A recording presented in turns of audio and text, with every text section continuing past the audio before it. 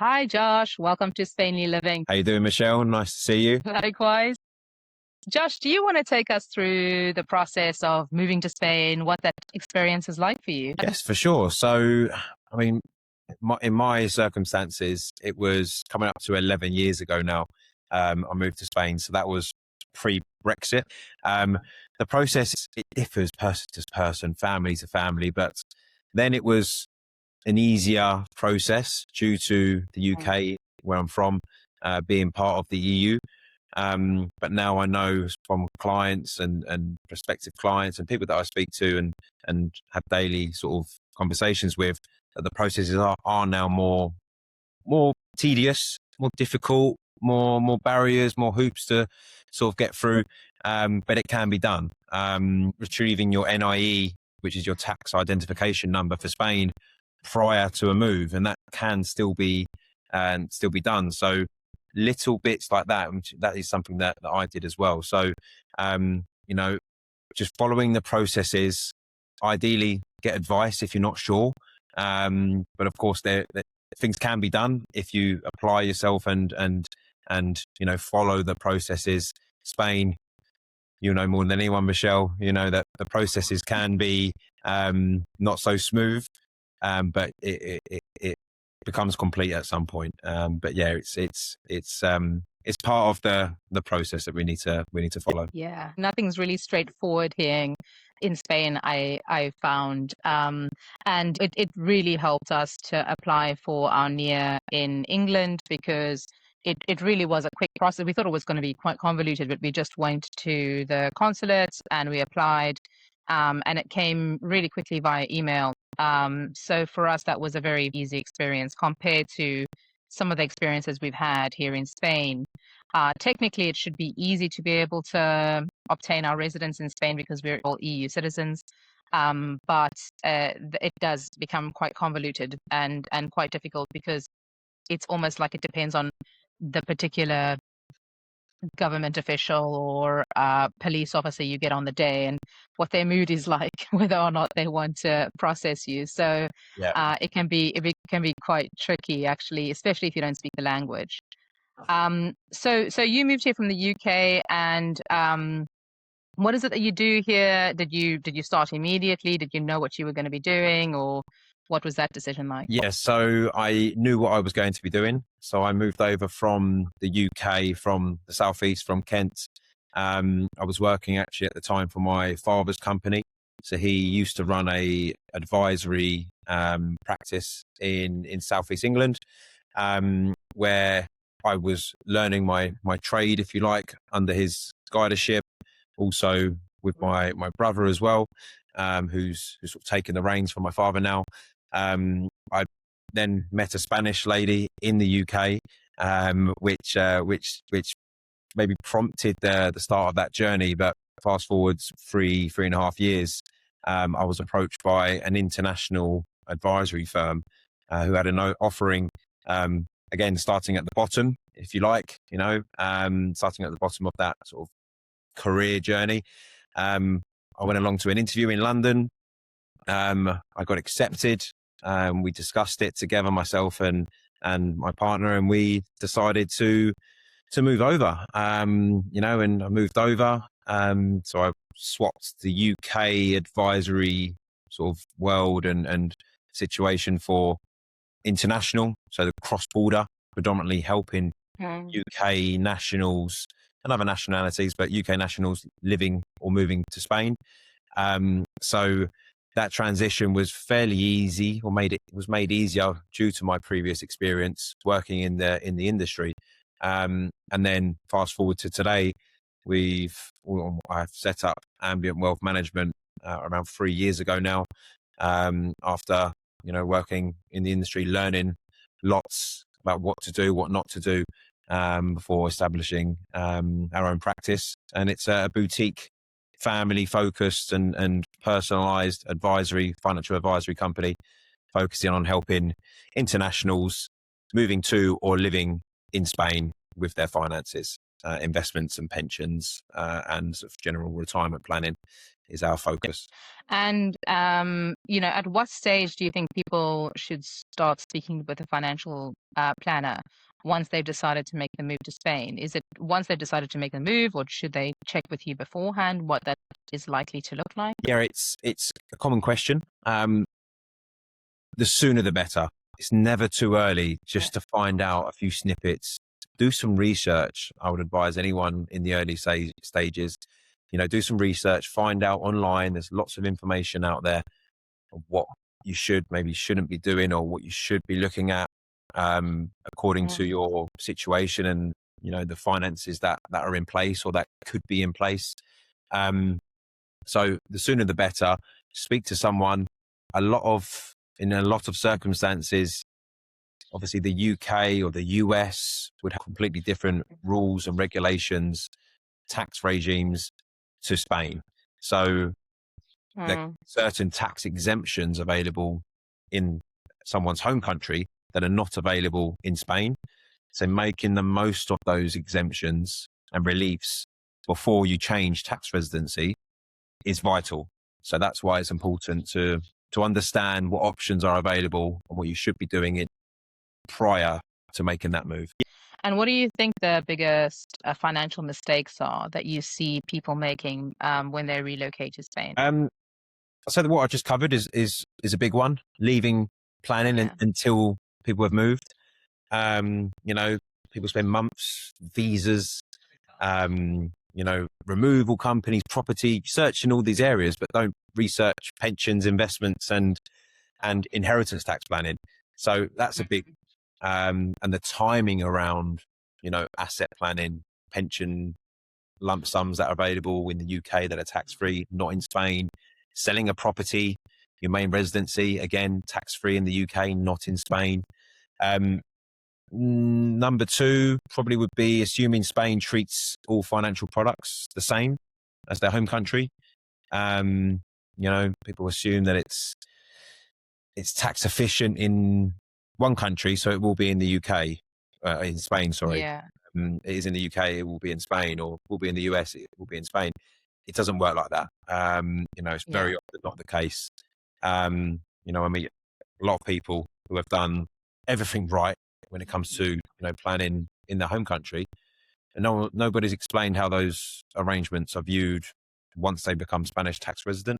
So, looking at that area as well, and don't make any decision too quickly. Do your research, speak to people. I sometimes speak to clients 4, 5, 6 times meetings before any sort of buttons are pushed. So it's, it's all in good timing, and just do your research early. That's what I would say. Fantastic. And that would be potentially a hidden or unexpected cost to your clients and to people moving to Spain that they wouldn't necessarily be aware of. So, for example, if you have something like a tax efficient savings scheme, like an ISA, for example, in the UK, not to presume that would be the same situation if you realize any of the savings when you're tax resident in Spain. Correct. Yeah. Yeah. Then what do you think about the cost of living in Spain compared to, say, the UK or the US? Do you think it's what do you think about the cost of living? It's in general, you could probably back me up. You can eat well, live well for, in some cases, more than half the price of what you spend in the UK or the US. Obviously, it depends on what area of Spain you're moving to. Cities are typically, more expensive than, countryside or the campo, and that goes for property, bills, groceries, etc. What I see with a lot of people, they, of course, see that Spain can be quite efficient from a expenses point of view, but what puts them off is the tax side. So understanding what the tax side is, and it's usually not as bad as people first feel or think. As long as that area is tidied up, the cost of living and lifestyle, you can have a very good lifestyle with a lot of vitamin D, with the sunshine, eat well, good food and generally a better lifestyle for for better value than you would get in the UK or the US. Yeah. And what do you think people should know before becoming tax residents in Spain? In terms of the financial side, to know what the repercussions are if you make plans after becoming tax resident, because you can never switch back unless you spend more time back in the UK, or if a visa, depending on what visa someone does establish, they can only spend a certain amount of time outside of Spain once that's established. So, you know, making the most of what's available at the time is vital. Understanding what will happen if, you know, upon death, of thinking about later stages, you know, but depending on the age of the people that are moving, you know, what happens on passing. Is my estate correctly positioned to look after loved ones, spouses, family, children?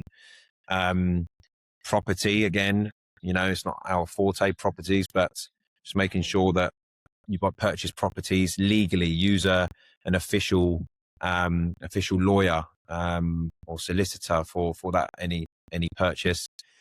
Renting before purchasing, understand the area, especially if you're coming over with family, you know, schooling, you know, the healthcare that's local, you know, try before you buy, is often, you know, an area that I feel is important as well. Yeah, fantastic.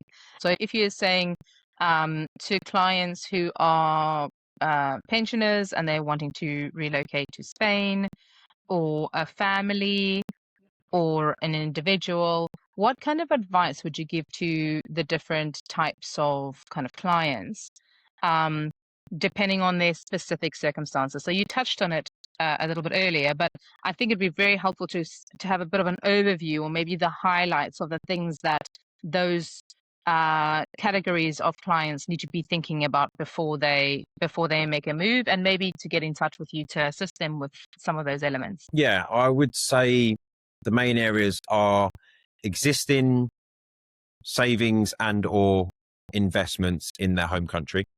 So you brought up ISAs earlier. You know, someone that's established ISAs, ordinary investments, savings in the bank, property, keeping property in the UK or selling, potential surplus capital there afterwards, and UK pensions. So defined contribution or private pensions, or defined benefit, which are more of the work-based final salary schemes. A little bit older now, but those three assets, you know, investments, cash, property and pensions, just to understand what areas of those three asset types can be made more efficient. 9 times out of 10, all three areas can be, with structures and vehicles that are more appropriately designed for Spanish tax residents. You know, an equivalent to an ISA would be an investment, a Spanish compliant investment, which provides tax benefits for individuals investing in that type of plan, similar to an ISA in the UK. You know, so that's one type of structure that would be efficient for someone that's used to investing and that wants to continue. It's the vehicle that's housing those investments. That's what's important. And then the pension as well. Pensions. UK pensions are designed for typically designed for UK tax residents and retirees. They're not designed for people living abroad. When someone moves abroad, a pension member, the pension itself, the providers may not even allow an overseas resident. The current financial advisor who is assigned to an investment or pension, 9 times out of 10 will not be permitted to advise overseas clients. So having an advisory company, an advisor that's based in Spain, regulated, and knows the system here, as well as how those UK assets work, is important. And having a structure, going back to the pensions, that is designed for non-UK residents, which there are available. Something else based in the UK that is specifically position for non-UK tax residents that allows flexibility, withdrawals as and when required, and prevents certain UK taxes being applied, and also the administration far simpler. So lots of areas. I'd advise someone just to get in touch. We can have an introductory call just to understand what areas can be assisted with. But they're the areas that we look at. And do you suggest that people take care of these things before they do the move, or do you think that these things can be rectified post move? It's never too late, but it's always better early. Definitely touching on those areas that I sort of highlighted earlier around capital being realised from the sale of property. Tax difference can be very, very significant. If you're talking, hundreds of thousands, I've got clients that have had property in the UK for 20, 30 years. Property prices in the UK, you probably know it as well, Michelle, have rocketed over the last sort of 15, 20 years plus. Selling that main residence in the UK, you receive full tax relief, no capital gains tax. That property stays within your name. You move to Spain, you sell that property, you pay full capital gains tax at Spanish tax rates, which, if your property has gained 100, 200, sometimes more, 1,000, you're looking at a large chunk of capital gains tax that could have been easily prevented with that early planning. However, sometimes if someone hasn't planned early and they're looking to plan once Spanish tax resident, then you can sort of nip it in the bud, so to speak, prevent kicking that can further down the road with areas such as the property sales, but investment planning, that can all be done, post the move. It's just the tax situation on the initial setup may differ, and it will prevent things from getting worse. If you don't deal with things, inefficient timing, and the pension plans as well. That's an area that doesn't really matter so much. But when it comes to withdrawals, it does matter. So it's better to plan, early as possible. But it's never late, never too late. Yeah.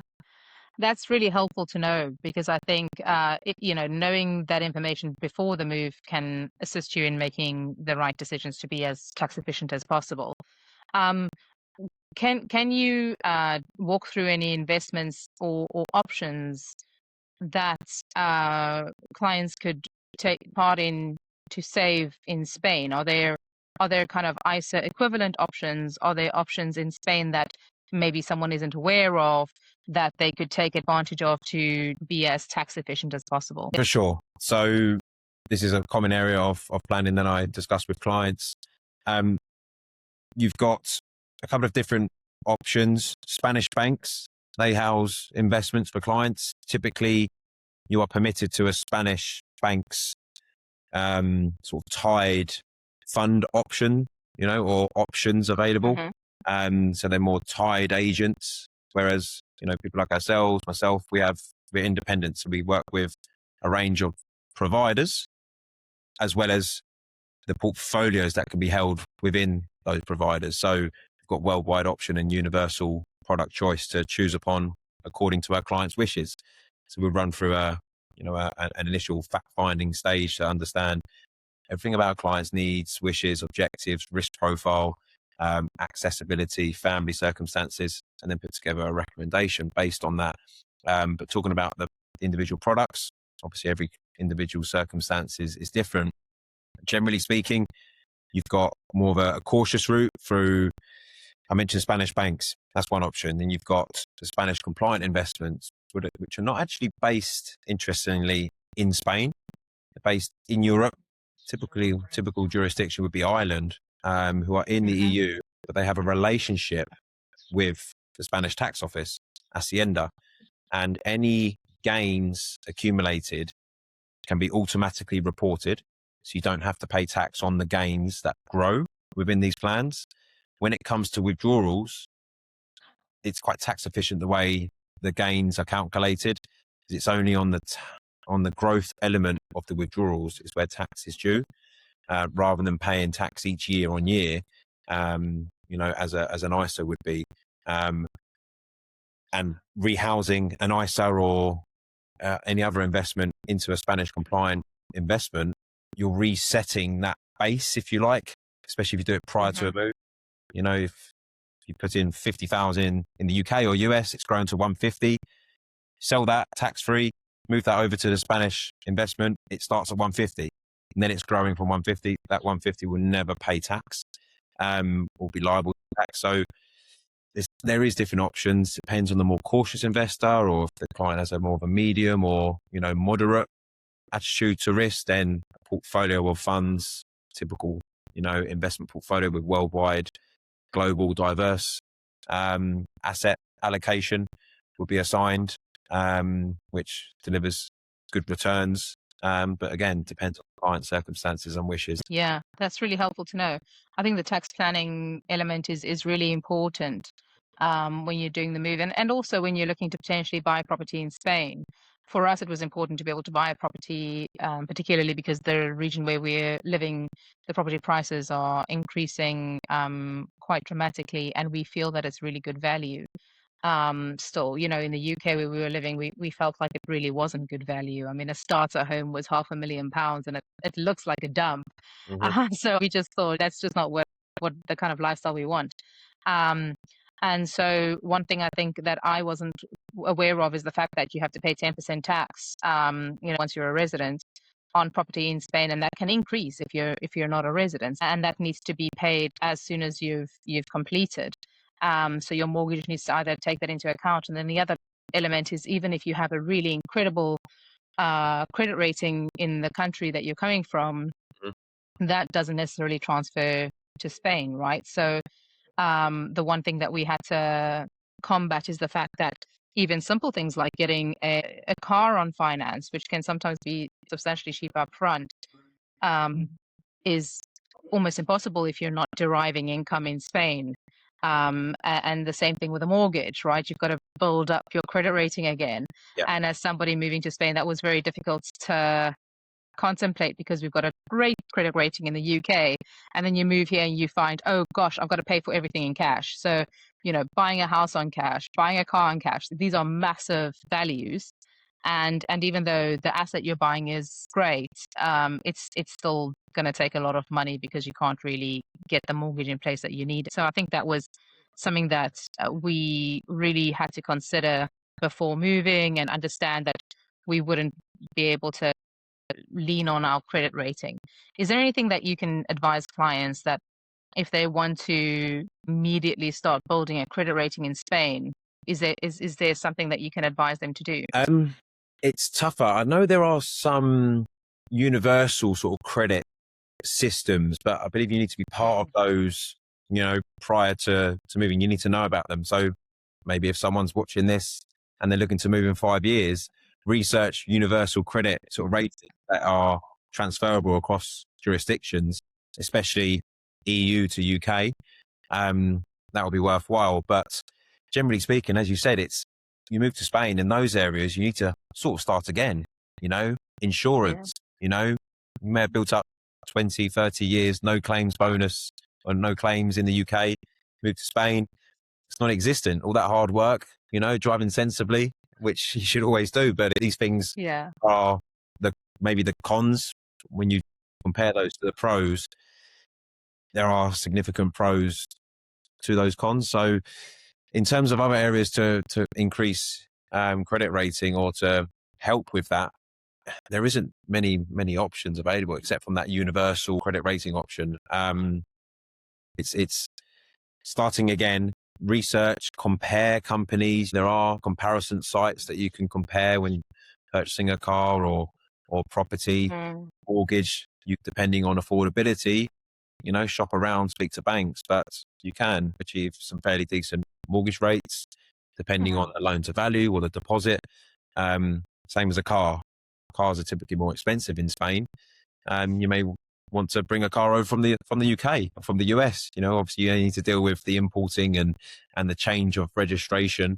But if it means continue with your car, a bit annoying when you arrive at a toll and you need to and you're on your own, you need to sort of get out and put your money in the toll to get through if you're driving on the right hand side.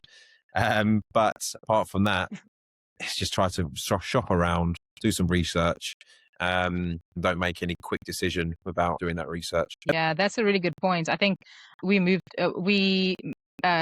sold our car in the UK, and our car here is worth about 30 something thousand euros. Yeah. Because cars are so much more expensive here. And I remember thinking at the time, should I just bring our car over, because we could technically drive and bring all of our things, we wouldn't have to pay anyone to bring things over. Although shifting things cross-border from the UK has also changed post-Brexit, but there's ways to declare it when you're moving, especially. And I remember looking at it at the time, and there are companies who do this, and then you have to pay a certain amount of VAT in Spain. You've got to register it, and you've got to actually change physically the car. You can change the car to then drive from vice versa. And in the end, I thought, oh, it's too much hassle. I'll just sell my car. And I think they offered me £8,000 for it or something, and we sold it. And then we got here and we realized, oh my gosh, we could have saved so much money if we just brought it over. Yeah. Because the car situation is very expensive, and hiring here is really expensive as well. So we've probably spent as much money as it would have cost us to just transfer everything here. And then we still don't have a car, just renting them. So I think, yeah, that's one thing that I think going back, I would have just brought our car. If you had known, you maybe would have done things different, and just that. Yeah. You expect, a lot of people assume it's naive, and it's innocent naivety, but people expect things to be the same with all areas or any particular area, and it may not be. So just a little Google search, just the power of the internet now. And you've got that, we've all got that availability to search online. So just have a look around. Are cars more expensive in Spain than the UK or the US? It's a quick search your car on a Spanish, resale website. Could have saved a few thousand, but it's the stress as well, that the time, the administration needs to have a value of course as well. So all these areas have a factor. Yeah, that's the reason for the podcast. Is like, what would I have wanted to know? What do I wish I'd known back in the day that would have made a difference? And the other thing is, when you do the searches, it's quite different in Spain, the way that things appear online. So they'll have the price, but it's not really the headline price. That's the price on finance, and then they have additional to transfer ownership, and they have additional as warranty. And so there's all these other things that I think in the UK you kind of get just used to having an all in, like this is what it will cost, and that's the end of the day, end of the story. But I think here it's different. So you just need to be aware of the fact that it's not maybe what it appears to be at first sight. I guess it's these kinds of little things that can make a difference. Sure. What do you suggest to people who are self-employed or running a business remotely, so wouldn't be employed in Spain? What are the things that they need to be thinking about before they move? A big one you may know is being self-employed in Spain comes at a cost. And that cost is zero in the US, in the UK. To be self-employed, to be a contract worker, don't typically pay. You pay your national insurance contributions separate. But in Spain, you have something called autonomo or autónoma, depending on, female, male, which comes at a cost. And that it's recently changed. It's recently gone up. It starts off fairly low in the first year or 2, 3 years.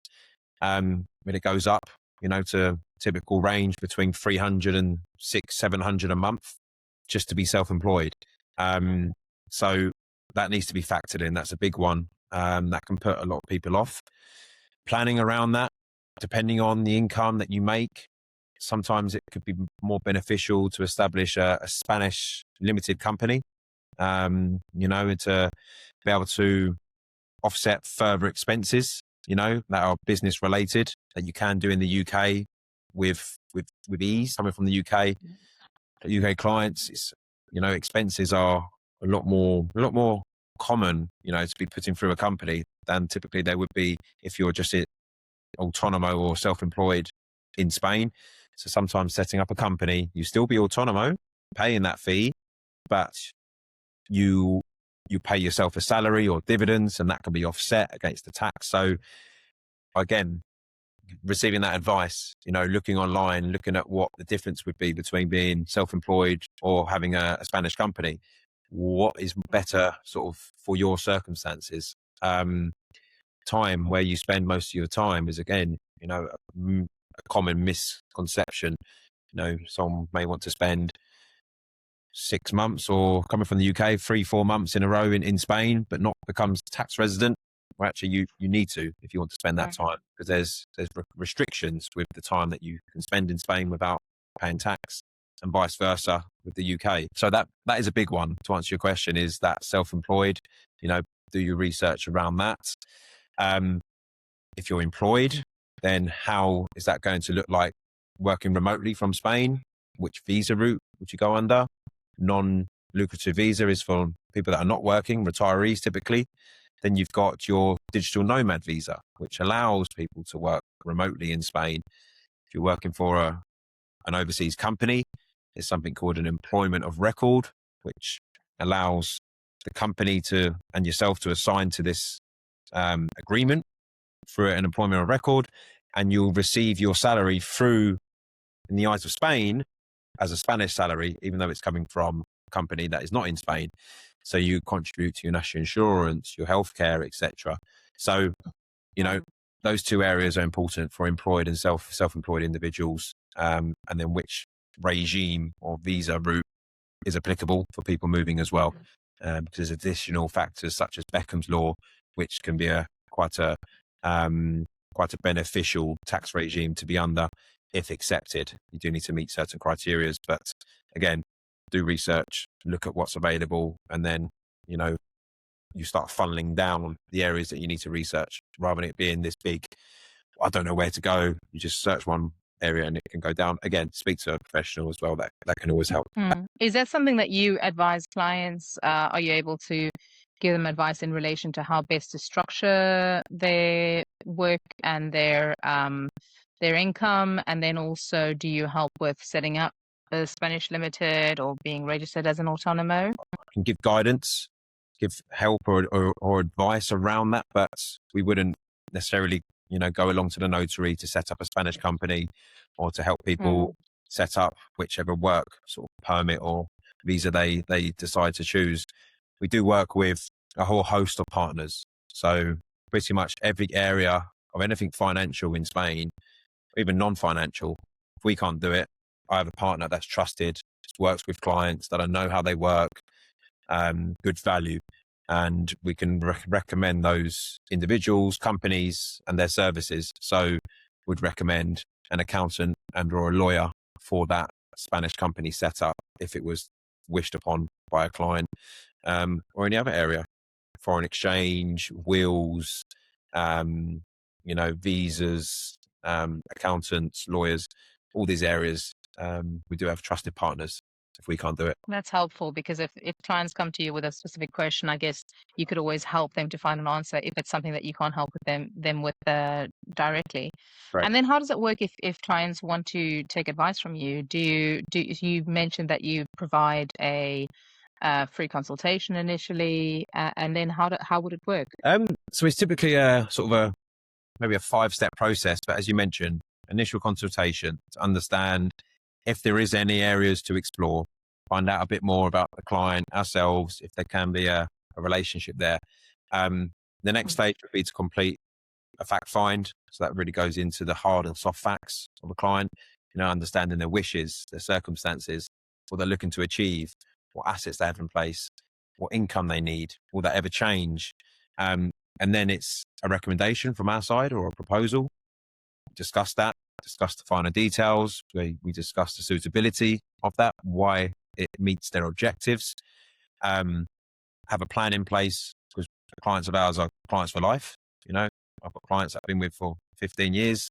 That'll continue. So that constant relationship is vital in making sure that the plan is still on track to what it was intended to do from the outset. Changes, adaptations, are all necessary throughout that relationship, not only to do with the structures involved, but also the income and the withdrawals or change of circumstances. So get to recommendation stage. Once the details are ironed out, we discuss all fees and charges. That's all explicit. That's all transparent. once we agree to move forward, we liaise with the providers that are assigned or we've decided upon, have things set up, and then the plans will grow as according to the investments within, and the ongoing reviews will begin every quarter to make sure it's continuing to do what it should be. Clients have online access. So it's a nice and easy, straightforward process. We try to take all the tediousness of the setup, the administration from the client. Sometimes the client does need to have some input, especially if you're dealing with, UK providers, pension providers. Sometimes they only deal with the member themselves. But we know sort of from start to finish what the processes are. So we're here to guide our clients from start to finish. That's very helpful. And what do you see the comparability is like between the UK and Spain in terms of access to financial products? So not only investment products, but also potentially pension products. Do you see that there is actually there are products offered to Spanish residents and Spanish tax residents in particular that are quite competitive in relation to the UK products? Yes and no. So if you look at pensions, for example, pension contributions in the UK, there's a large amount of tax relief, up to 50,000 a year you can contribute and not pay income tax on that. In Spain, it's around 3,000 euros. There's a big stark contrast between the tax relief that you have contributing to a pension.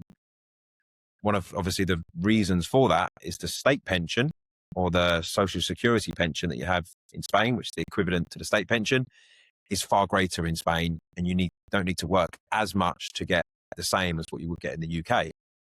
So the UK incentivize individuals, companies to contribute to private pensions on the side. But in Spain, those tax reliefs that you do receive are a lot lower. Contribution we covered. Investments, quite similar in terms of investments that are built or savings that are built. So it'd be a lump sum investment. That would be fairly similar in terms of what is available. The UK do have a wide range of availabilities, but Spain, as long as the products selected are compliant, and if they're not compliant, you can receive tax certificates, etc. each year. So all the providers we work with provide these areas that are needed. As long as they do provide them, it's very similarly beneficial for someone living in Spain as opposed to in the UK. So, investment account, general investment account, which is available quite common in the UK, similar to an ISA, that is available for a Spanish tax resident. But a lot of the beneficial products are not based in Spain. Spain are very limited to what is available. Spain have a history of embargoing accounts if you hold capital here for unpaid fines, parking tickets, on death, embargoes, freezing of accounts, these things that you want to try to avoid if possible, because you pass away, you have a grieving spouse, they need to access capital, money's tied up in a Spanish bank until probate is finished. Not ideal. So, these accounts that are set up for Spanish tax residents, but not in Spain, mitigate that occurrence from happening at whichever time it may be. So again, yes and no to your question, but it's just about understanding what's good for the client and what the tax regimes would be and what the incentives are. Yeah, that's really helpful to know. And are there some stories that you can work us through, anonymized, of course, but maybe some really positive stories of clients you've been able to help where you've had a marked effect, and then potentially some caution stories and warning stories of things that have happened that you can walk people through to kind of give them a flavor and an understanding of the types of things that you're able to assist with? Yeah, recently, so I took on an individual who was an existing client from my previous company.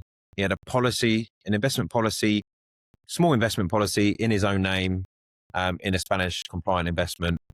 He had UK ISAs, a significant amount in UK ISAs. He's married. At the time, it was mid-70s. All of his investments were in the UK under a UK advisor. Brexit occurred, the UK advisor could no longer service his UK investments. He approached me to understand what his options were.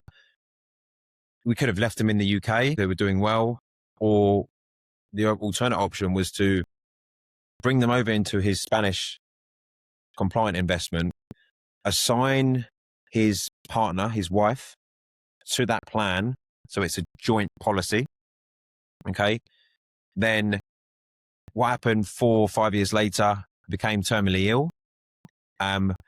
He died within 2 weeks of finding that out. If he hadn't, where he had that plan in place where all his liquid capital, where it was in a Spanish compliant investment in joint names, the plan simply continued in the surviving spouse's name. All that was needed was a death certificate to notify the provider. If those assets were still in the UK, not within that Spanish compliant investment, his wife would have been, inundated, didn't know what to do. She left all the finances to her husband. What she would have done, so since her husband did pass, John, she's, she said to me, you're sort of a lifesaver in terms of, I need this for the accountant or this for the lawyer, or her husband had some taxes that he hadn't, paid on time from a few years before. We could always provide all the documentation for her.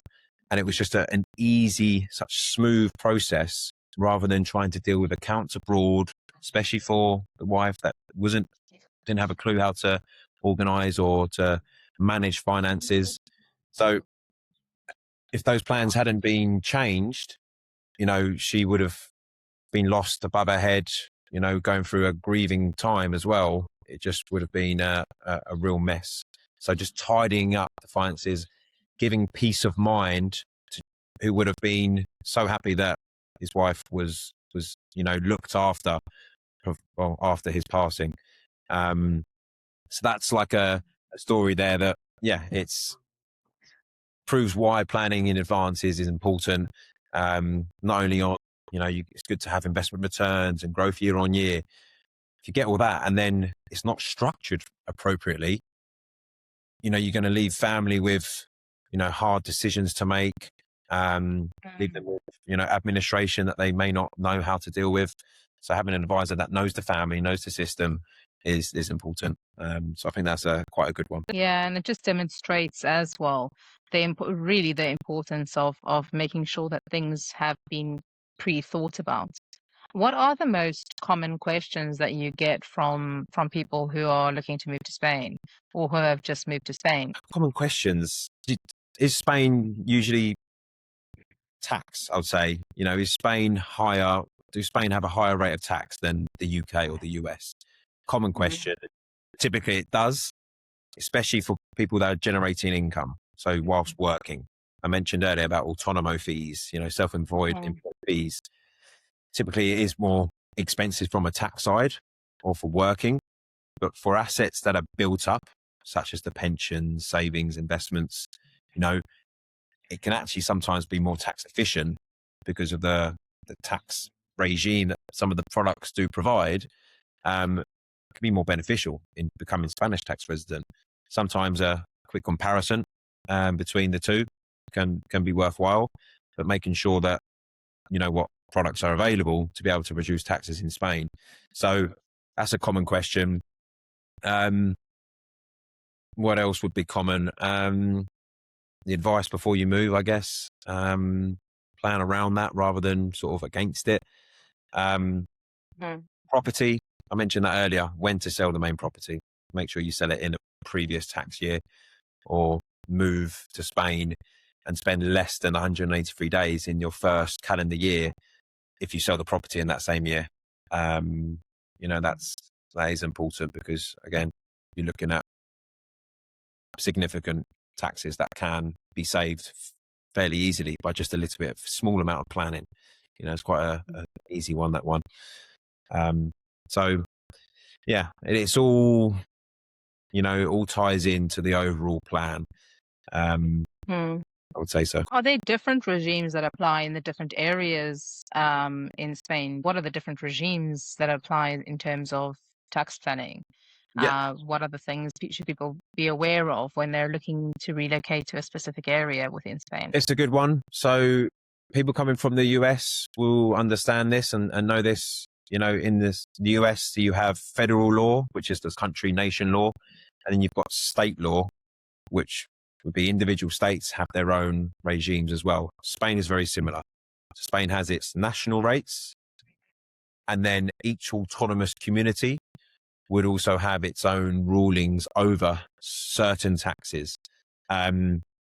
Wealth tax, for example, in Andalusia and Madrid, you got wealth tax is 100% wealth tax exemption.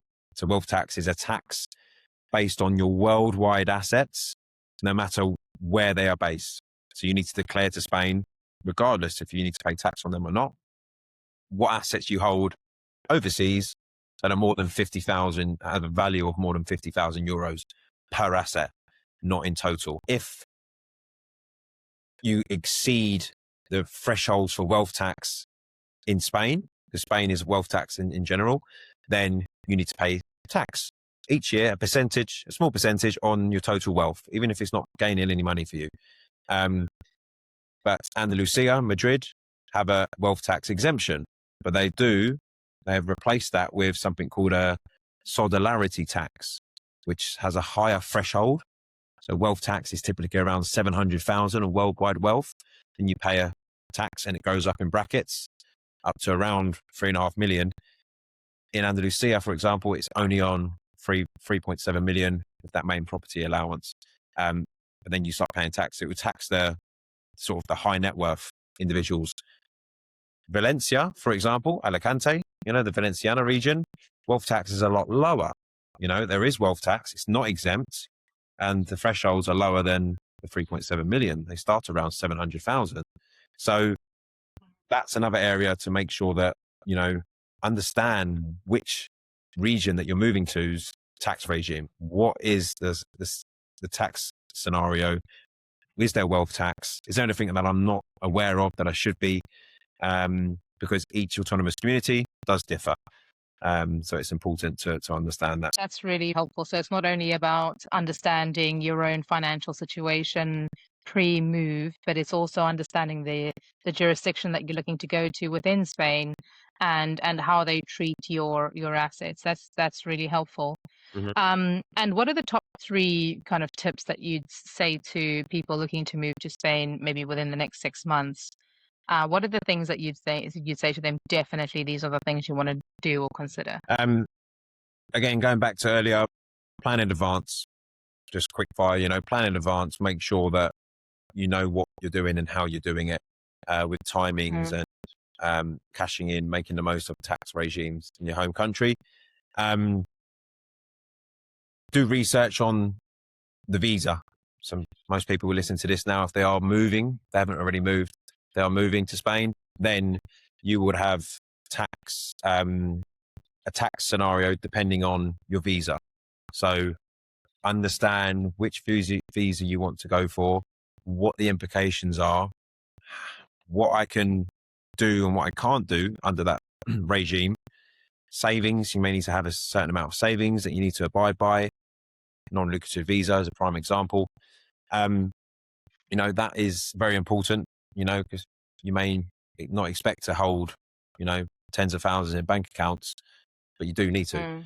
And then don't make any decision too quickly. Make sure you've gone through the whole process and understanding all the details. I think that's quite major sort of major area to make sure that you prevent mistakes being made. Setting anything up in Spain in August, you may know that Spain shuts down in August, and you may move to Spain expecting to have everything in place and no one's working. At least most of the sort of the banks and sort of professionals, they tend to have the month off, as you probably know. So just making sure that you know what's going to happen before you've got no other option. Yeah, that was a surprise to us. Is not only that shops close and things like that, but it's also the sort of things that you wouldn't expect close. So medical professionals sometimes don't work or take appointments in August. And you're like, well, what if you get sick in August? It's like, too bad. Don't get sick in August. You're on your own. You're on your own. Yeah, exactly. Where do people contact you, Josh, if they are not wanting to do all this research themselves and everything seems a bit too daunting and they'd rather just have someone who's been through this do it for them? How do they get hold of you? Just search Ambient Wealth or Ambient Wealth Management online. Click on the website. There's lots of other sort of bits of information about myself and the company. But yeah, click on the website. They'll go to the contact us page, and you'll see my telephone number.